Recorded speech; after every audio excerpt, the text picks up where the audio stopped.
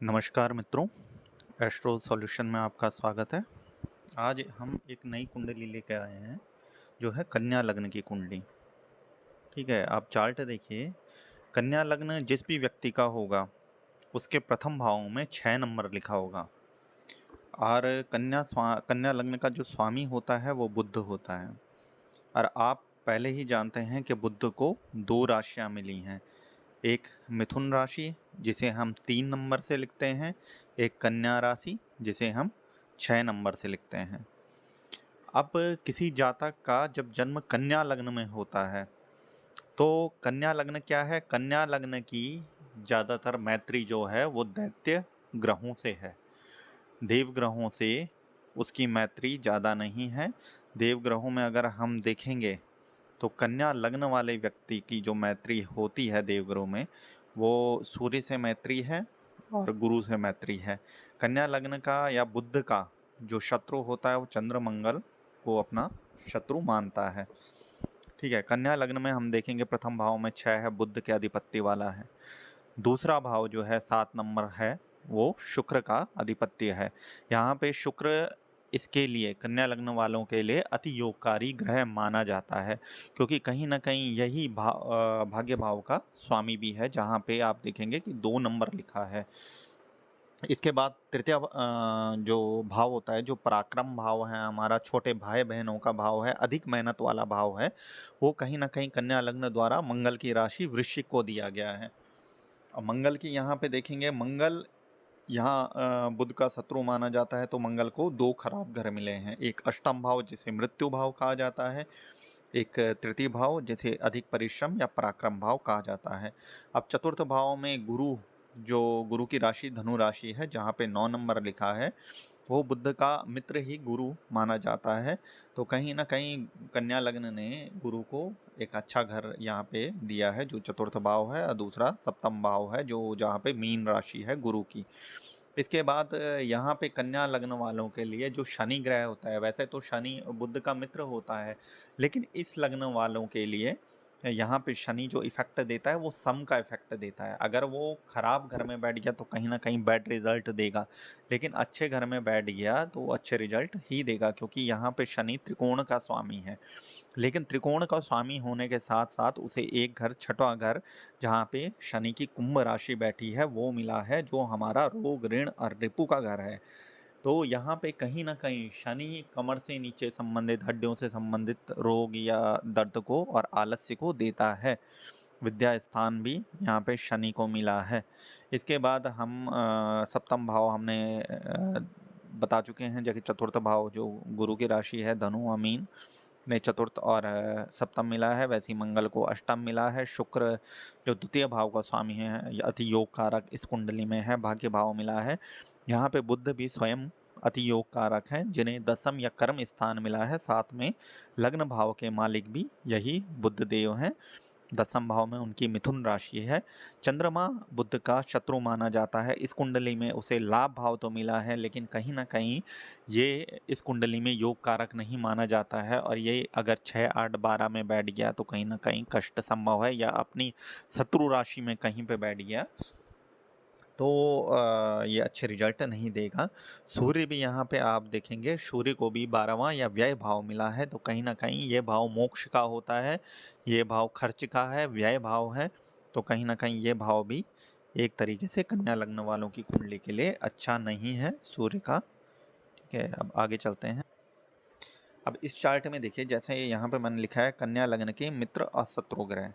ठीक है, कन्या लग्न के जो मित्र ग्रह होते हैं वो होते हैं शुक्र और बुध। ये वैसे तो कन्या लग्न वालों का जो मित्र ग्रह है, देखिए, अगर बुध, राहु, केतु जो होते हैं वो भी जो छाया ग्रह हैं, ठीक है, वो इनमें बताया नहीं गया है मेरे द्वारा, क्योंकि छाया ग्रहों का नाम नहीं लिखा है। लेकिन राहु केतु जो होते हैं वो भी कहीं ना कहीं इसके मित्र होते हैं, बुध के मित्र ही माने जाते हैं, अगर अच्छी पोजीशन में है अच्छे। क्योंकि आप मतांतर में देखेंगे कहीं ना कहीं मिथुन लग्न में या मिथुन राशि में जहाँ पे 3 नंबर लिखा रहता है वहाँ पे राहुदेव उच्च के होते हैं। केतु भी कहीं ना कहीं इसका मित्र ही माना जाता है। इसके जो शत्रु ग्रह हैं वो चंद्र, मंगल और गुरु माने जाते हैं। ठीक है, लेकिन गुरु को इस कन्या लग्न में कन्या लग्न में गुरु को 2 स्थान मिले हैं, जो चतुर्थ भाव और एक सप्तम भाव है। सप्तम भाव यहाँ पे देखेंगे, सप्तम भाव तो द्वितीय भाव को मारक भी कहा जाता है, लेकिन गुरु मारक उसी अवस्था में होगा अगर वो कहीं ना कहीं 6, 8, 12 में बैठ जाता है। अगर 6 में बैठा है तो कहीं 6, 8, 12 में बैठा है, कहीं ना कहीं पेट संबंधी समस्याओं को ये उत्पन्न करेगा। ठीक है, और अगर इसके साथ कहीं ना कहीं राहु केतु आ गए हैं तो ये व्यक्ति के ज्ञान का हरण कर देंगे। तो शनि यहाँ पे, जैसे मैंने लिखा हुआ, शनि यहाँ पे सम होता है या तटस्थ ग्रह के रूप में जाना जाता है। अब आप देखिए, जैसे चार्ट में लिखा हुआ है मैंने, कन्या लग्न के कारकत्व, मतलब जिनका लग्न कन्या होता है, कन्या लग्न के जो व्यक्ति हैं वो किस प्रकार होते हैं। ठीक है, कन्या लग्न को देखिए लिखा हुआ है, विश्लेषणात्मक, बुद्धिमान और व्यवस्थित माना जाता है। ठीक है, यहाँ कुछ मुख्य विशेषताएं हैं जो दी गई हैं। जैसे सबसे प्रथम में हम देखते हैं व्यवहारिकता।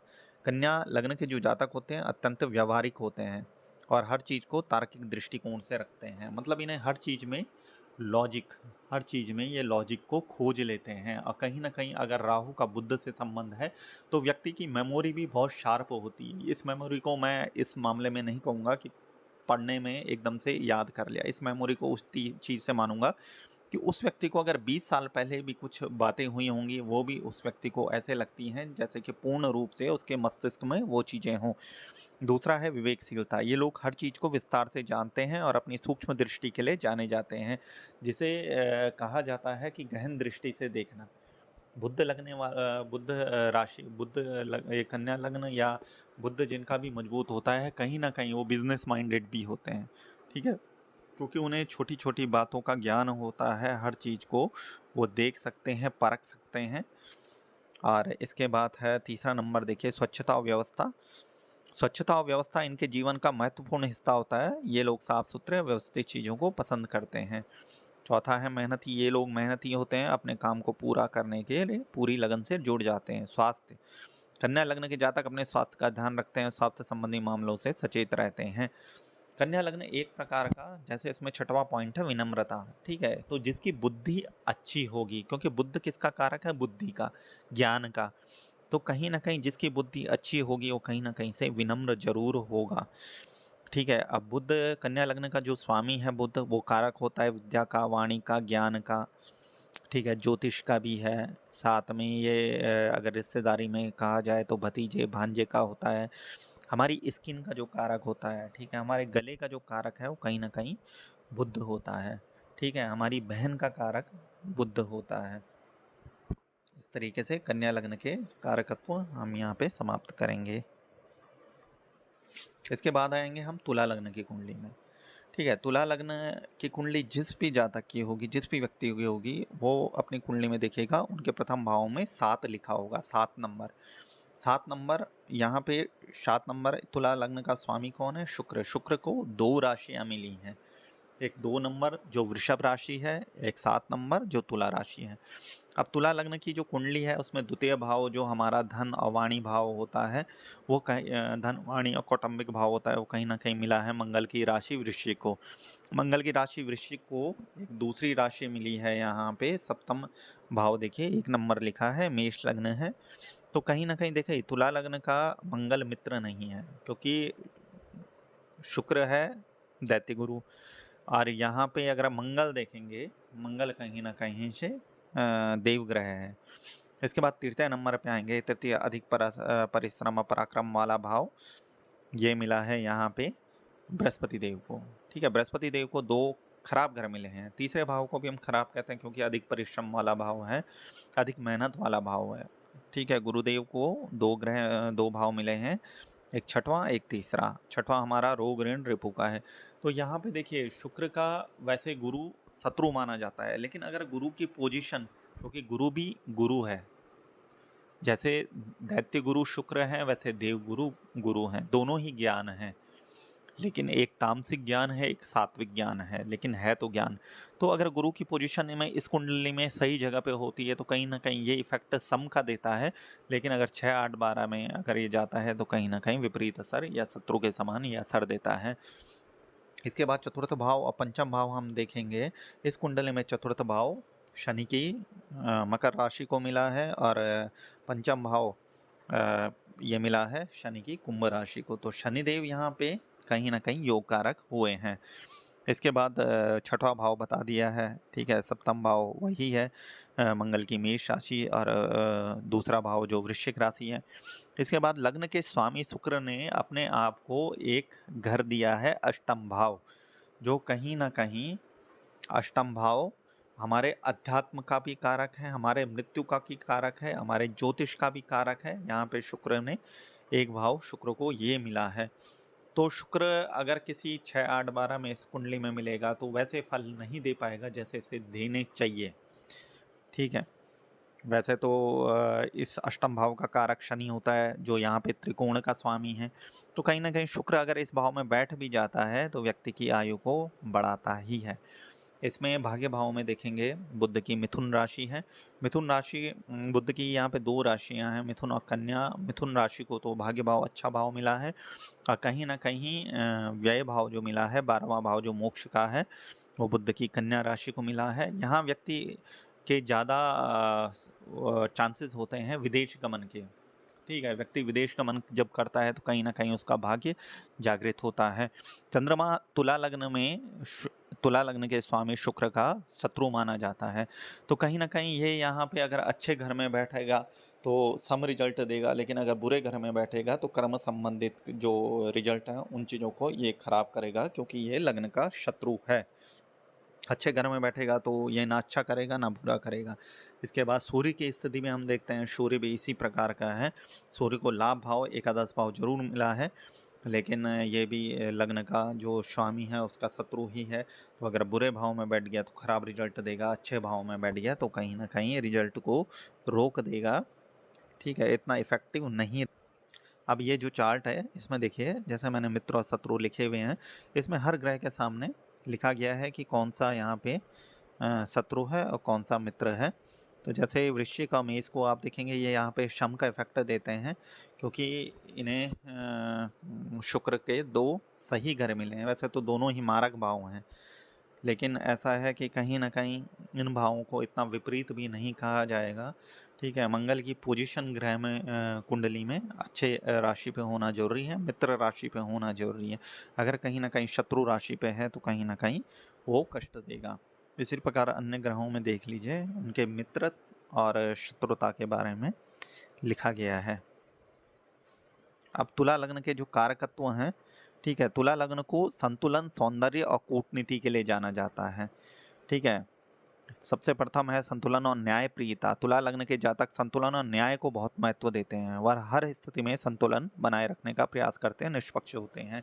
वैसे तुला लग्न वालों को ज़्यादातर हम सौम्य भी मानते हैं, ठीक है। ये क्रोधी इतने ज़्यादा नहीं हुए हैं। ये बात अलग है अगर कि कुंडली के लग्न में राहु का इफेक्ट है या मंगल का इफेक्ट है या सूर्य का इफेक्ट है, तभी इन्हें क्रोध ज़्यादा आएगा, नहीं तो ये क्रोधी स्वभाव के सामान्यता नहीं होते हैं। सौंदर्य आकर्षण, अगर शुक्र की पोजीशन कहीं है तो शुक्र माना ही जाता है सौंदर्य के लिए, ठीक है, और अट्रैक्टिवनेस के लिए, ठीक है, आकर्षण के लिए। शुक्र क्योंकि भोग है।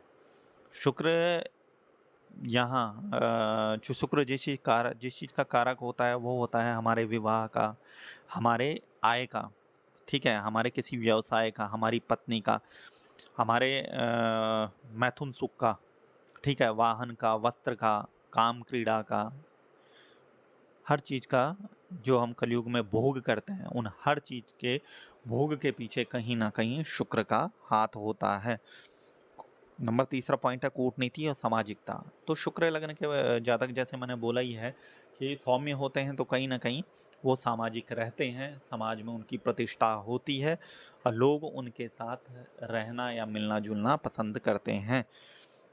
चौथा सहयोग और सहयोगिता। सहयोग और सहयोगिता से मतलब है ये बहुत हेल्पफुल नेचर के होते हैं। अगर किसी को ज़रूरत पड़ती है तो कहीं ना कहीं ये उनकी हेल्प करने के लिए तैयार रहते हैं। पांचवा है कलात्मकता। शुक्र को खुद ही कला प्रेमी माना गया है। शुक्र जिसका लग्नेश ही शुक्र के अधीन है, शुक्र अच्छी पोजीशन में है, वो कला प्रेमी व्यक्ति हो गई है, आर्ट का प्रेमी होगा। वो चाहे आर्ट किसी भी प्रकार की हो, वो नाट्य चीज हो सकती है, वो आर्ट वो हो सकती है कि किसी का जैसे पोर्ट्रेट बनाते हैं, ठीक है, तो किसी या संगीत है, किसी भी चीज़ की कलात्मकता या कला प्रेमी वो वैसा व्यक्ति होता है। और तुला लग्न का जो व्यक्ति होता है वो कहीं ना कहीं विद्वान भी होता है, क्योंकि लग्न का मालिक शुक्र है और शुक्र भी दैत्य गुरु है। ठीक है, इस तरीके से हमने अभी आप उन चीज़ों पे मत जाइएगा, अभी राशि के हिसाब से या ग्रहों के अपनी कुंडली देख के ग्रहों के हिसाब से मत रहिएगा, क्योंकि इसके बाद की जो मीन लग्न तक जाएंगे, मीन लग्न के बाद जो श्रृंखला स्टार्ट करेंगे उसमें हम ग्रहों को रखेंगे। अभी ये सिंपली एक चार्ट है कि लग्न चार्ट कैसा है, उसके मित्र शत्रु ग्रह कैसे इफेक्ट देते हैं। तो इस तरीके से तुला लग्न खत्म हो गया है। अब आगे मैं लाऊंगा वृश्चिक लग्न की कुंडली और धनु लग्न की कुंडली के बारे में आपको बताया जाएगा। जय श्री राम।